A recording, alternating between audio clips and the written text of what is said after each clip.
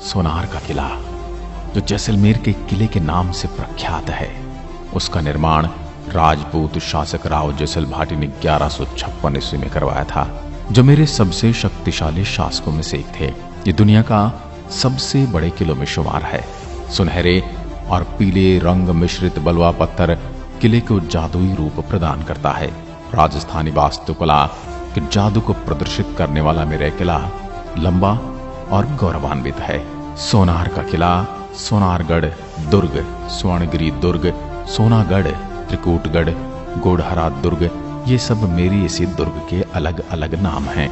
जब सूर्य की रोशनी मेरे त्रिकुटगढ़ पर गिरती है तो मेरा यह सुंदर दृश्य सोने से बना हुआ दिखाई देता है। इसी कारण इसका नाम सोनार किला पड़ा।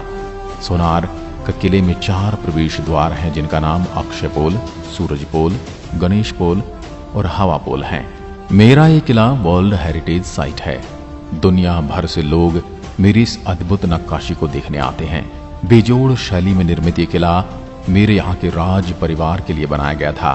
किले के परिसर में कई वास्तुशिल्प भवन हैं, जिनमें महल, मकान, कुएं, हवेलियां और मंदिर शामिल हैं, जिनका निर्माण नरम बलुआ पत्थर से हुआ है।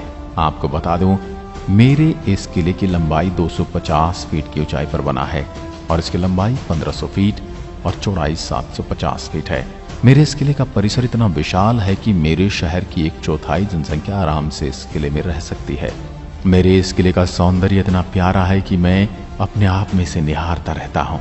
डिजाइन युक्त बालकनी, खिड़कियां और हवेलियों में मेहराब की सजावट देखते ही बनती है।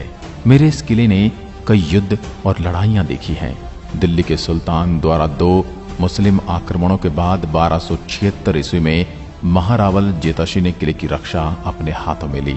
उसके बाद 13वीं शताब्दी में अलाउद्दीन खिलजी के द्वारा मुझ पर फिर से हमला किया गया, जिसने राजपूत रानियों को आत्महीनता के लिए मजबूर कर दिया।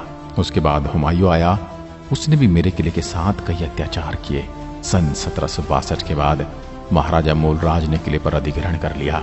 12 दिसंबर 1818 को ईस्ट इंडिया कंपनी और राजा मूलराज के बीच संधि हुई।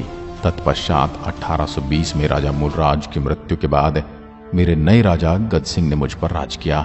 सेम सैंड ड्यून्स, मेरे मारवाड़ क्षेत्र के रेगिस्तान का अनुभव करने के लिए आपको डेजर्ट सफारी करने की आवश्यकता है। Same sand dunes desert safari के लिए यहाँ आदर्श स्थान है।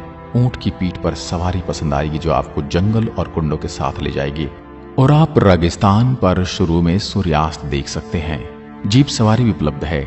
डेजर्ट फेस्टिवल हर साल फरवरी और मार्च के महीने में आयोजित किया जाता है। मेरे यहाँ घूमने के लिए ये समय सबसे बेहतरीन माना जाएगा। यदि आप इस समय के आसपास यहाँ आते हैं तो यहाँ पर आयोजित होने वाले लोक नृत्यों, ऊंटों की दौड़ और मारवाड़ी गीतों के साथ अन्य सांस्कृतिक कार्यक्रम भी दिखा